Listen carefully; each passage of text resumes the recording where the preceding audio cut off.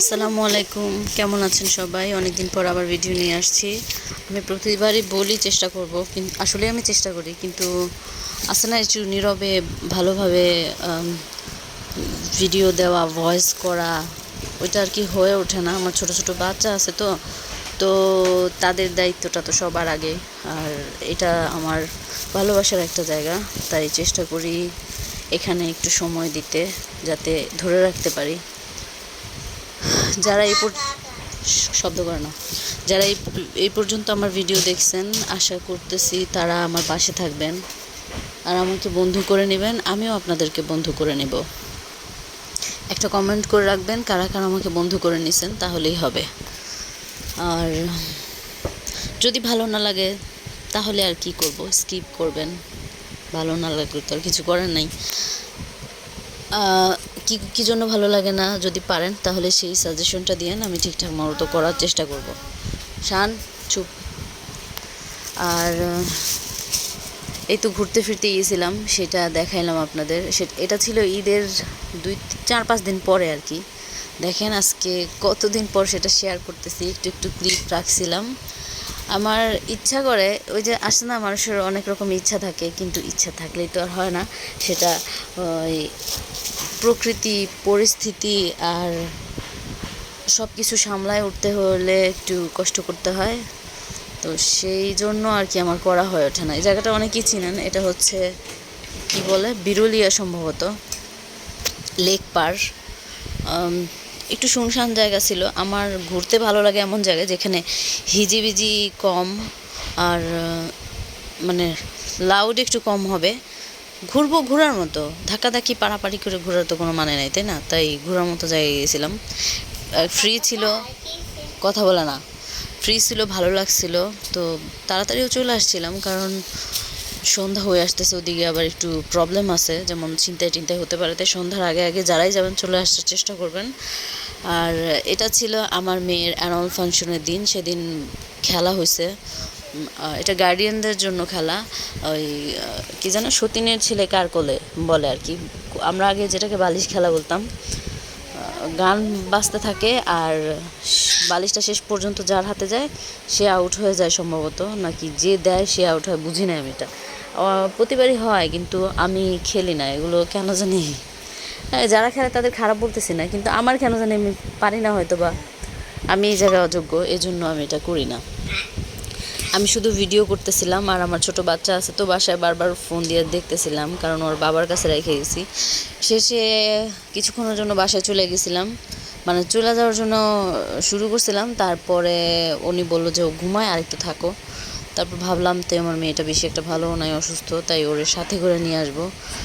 এই পর্যন্ত যারা শুনতেছেন তাদের জন্য একটা কথা, আমার বাচ্চাদের জন্য দোয়া করবেন। ওরা বেশি একটা ভালো থাকে না, আলহামদুলিল্লাহ যতটুকু থাকে, তবুও একটু দোয়া করবেন। আমার মেয়েটা অসুস্থ হয় প্রায়, খুব খারাপ লাগে, খুবই খারাপ লাগে ওরা অসুস্থ হইলে। আমার বাসায় একটা দোলনা আছে, যেটা আমরা বাসায় না থাকার কারণে নিচে শ্যাওলা পড়ে গেছে মাত্র 2-3 দিনে। কী যে একটা অবস্থা! ও দোলনা খেলতেছিল আর আমি ওর শ্যুট নিতেছিলাম, মানে ভিডিও নিতেছিলাম। আর এদিকে আমিও কি করছি, ওই মানে বের হয়ে বাসায় চলে আসতেছিলাম মেয়েরে নিয়ে। ও বললো যে ঠিক আছে আম্মু, তোমার আমি পিছন থেকে একটু দেখাই। ঠিক আছে দেখা। আমি ঝালমুড়ি খাইতেছিলাম মনের আনন্দে। আমি আবার পোস্ট দিতে পারি না ভাই, এর জন্য এভাবেই হাঁটতেছিলাম। মানে অত ফ্যাশন আবেগ আসে না আমার। আর এটা আমার বাড়ির পাশের, আমাদের বাড়ির পাশের আর কি। তারপর বাচ্চার খাবার চুলায় বসায় আসছি, তো পুড়া যেতেছে, তাই আসছি এটা একটু থামাইতে। আপনারা একটু আমার সুন্দর দৃষ্টিতে দেখবেন, যে আমার মতো যারা গৃহিণী আছে তারা বুঝতে পারবে ব্যাপারটা। কাজ করে তারপরে ভয়েস দিতেছিলাম।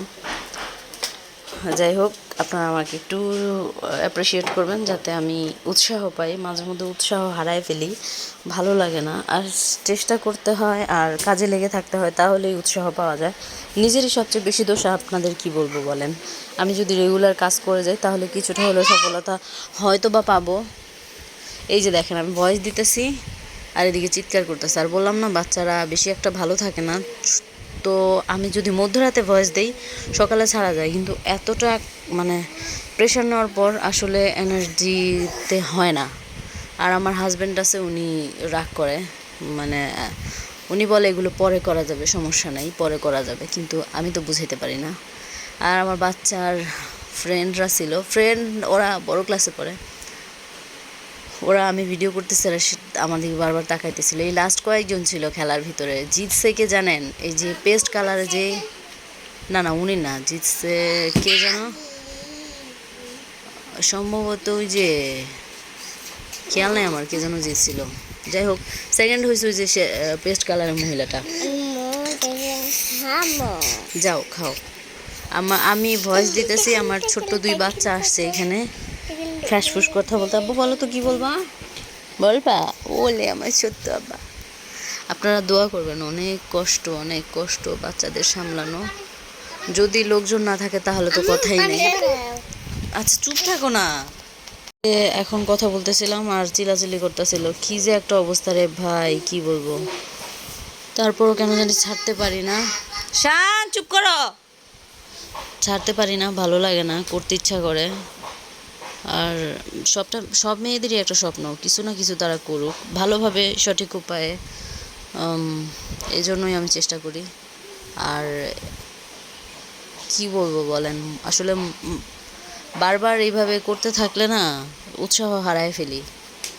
সব কিছুর একটা যে লিমিট থাকে, ধৈর্য হারা হয়ে যায়। এই যে কথা বলতেছিলাম, একঘেয়ে মানে এক মনে কথা বলতেছিলাম, মাঝখানে ওরা হিবিজিবি করাতে এলোমেলো হয়ে গেল। ভাল লাগে না আমার এরকম। আমি ধরেন একটানা কথা বলতেছি, ওইভাবে বললে হয়তো বা কিছু বলতে পারি, তো যখনই বাচ্চারা এসে এলোমেলো করে ভাল লাগে না, তখন মানে খেয়ে হারায় ফেলাই। কে বুঝবে বলেন? আসলে যত কিছুই করার না কেন, বেশিরভাগ ক্ষেত্রে মেয়েদেরই দোষ হয়, সেটা মায়ের বাড়িতে বলেন আর শ্বশুর বাড়িতে বলেন।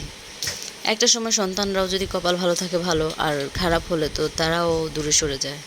কি বলবো, তবু আল্লাহ মেয়েদেরকে সম্মানিত করে দুনিয়া পাঠাইছে, যদি সবাই বুঝতে পারে।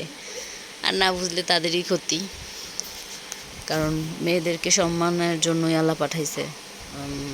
তারা সম্মানের কাজ করবে আর সম্মান কুড়াবে, এটাই।